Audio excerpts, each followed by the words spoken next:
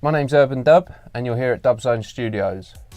My first experience of music production was we had a really old school audio editor back in school, and we used to like sample old records and chop up bits of audio. We didn't have any, didn't have any money at the time. I didn't have any access to any outboard gear, so we just made what we could in school. And then I got a job washing up in a restaurant, and I managed to save up £900 in the end.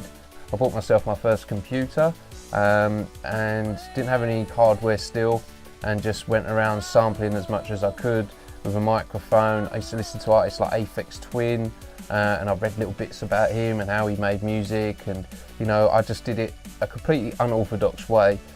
When I got to university, I was still making music my way, and I was getting first on some of my audio projects, and even the tutors couldn't quite understand how I was doing it because it was unorthodox, but I was getting very good results. My main inspiration for getting into music production was really from playing drums. It's just something that really gripped me as a young age, and the beats I've got more interested in dance music, especially with things like drum and bass, drum step, dubstep. The way the beats flow, I've always been into that sort of style. I've never been a rock drummer, even though, don't get me wrong, I like some rock bands and stuff like that.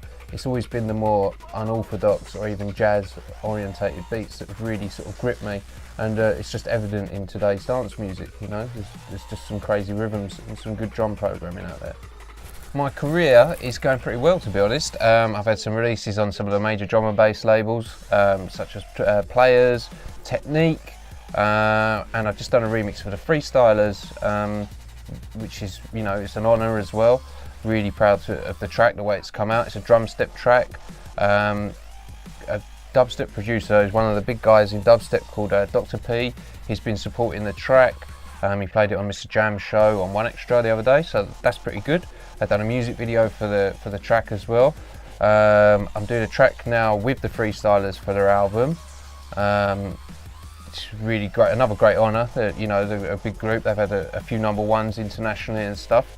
And I'm doing a lot of DJ work, some drum work, and I'm really just looking to push the drum step sound out of drum and bass, and it's just sort of into the forefront of my sets. It goes down really, really well when you're mixing it up with drum and bass in clubs. Basically, I'm just going to continue with my career, building my profile, building my studio skills, and to carry on touring the world, really. I chose to use the Yamaha MSP7s because I was looking for a speaker that would give me just a sort of, I could see and hear exactly the right frequencies I need to make my style of music, which is drum and bass or drum step. When I first got the speakers in the studio, I could really hear the midsection. I could hear that for instance, my snare drums were slightly too loud. I could hear a really good definition rounded bottom end, and I could hear the tops. It was like I could almost see the sound, and it just improved my mixes beyond belief. When I first had the first listen, I was making this tune at the time on a different set of monitors, plugged the Yamahas in, and I thought to myself, I don't like the sound of these Yamahas. I thought, my mix sounds, my track sounds rubbish now. And then I thought, well, maybe my mix is out. So I carried on working on it, using the Yamahas, mixed my tune again, played my tune, played it on other systems, played it in car stereos, done the usual sort of studio test, played it in clubs, and I realised my mixes were out until I started using the Yamahas, and it was in fact that they were giving me a true representation of my mix, and yeah, it was way out, so it improved my tracks beyond belief.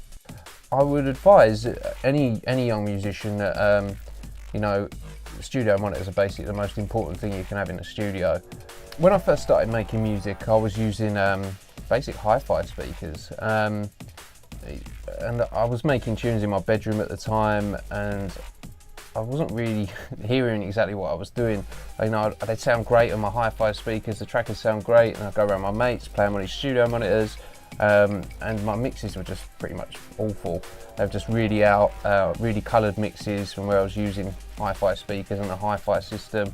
And then, from hearing it on studio monitors, I could hear what was wrong with my tunes.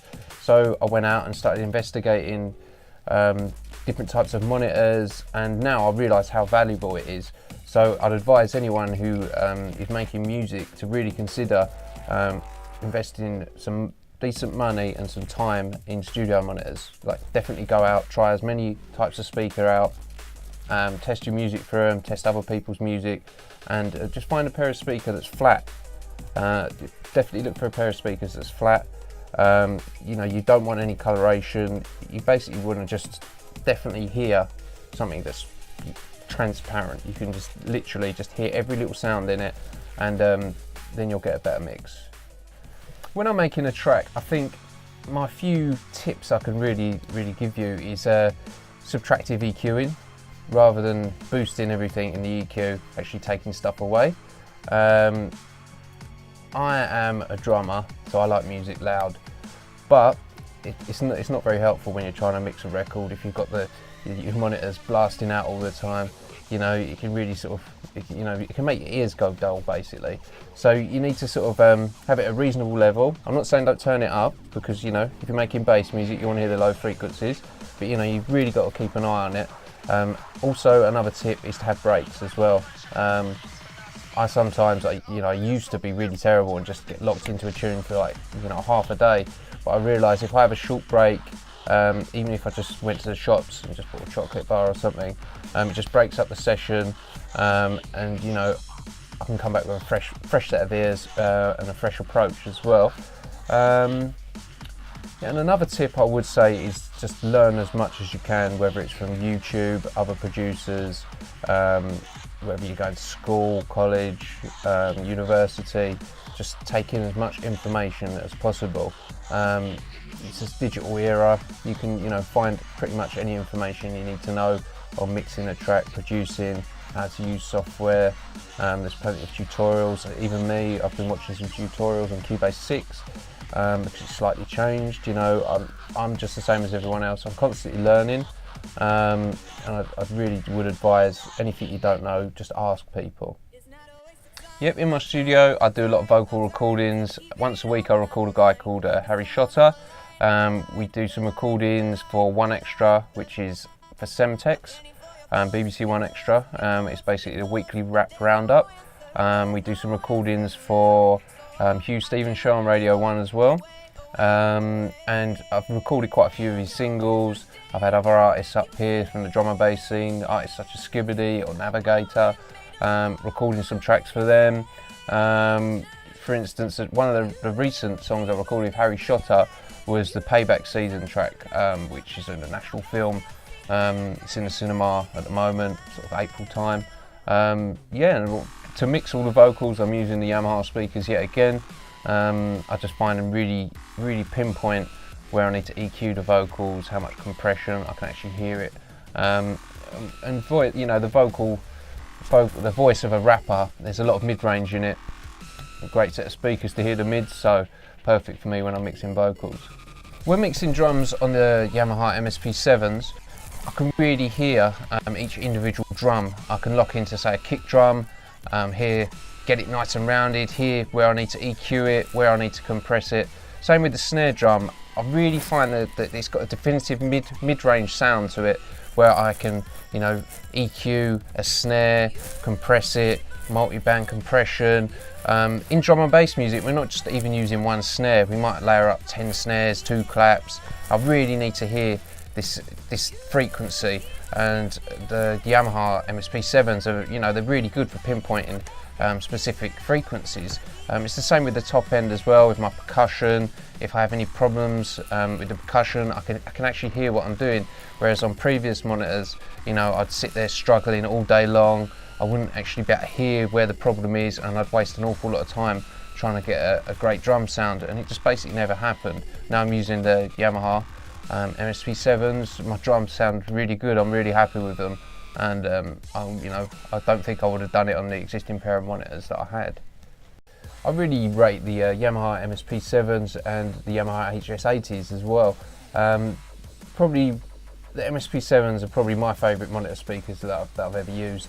For the price, putting them up against other monitor speakers in my studio, they've stood out. They've got great definition on the mids, a great bottom end, and great top end as well. Really, when I've been mixing tunes, it's half my time in the studio. And when I play my tunes in a club, they sounds great. Sounds great in the car. Sounds great in a club. That's what I want. I make drum and bass music. You want it for the radio. You want it for the club. Hard to find a balance, and these speakers have allowed me to do exactly that.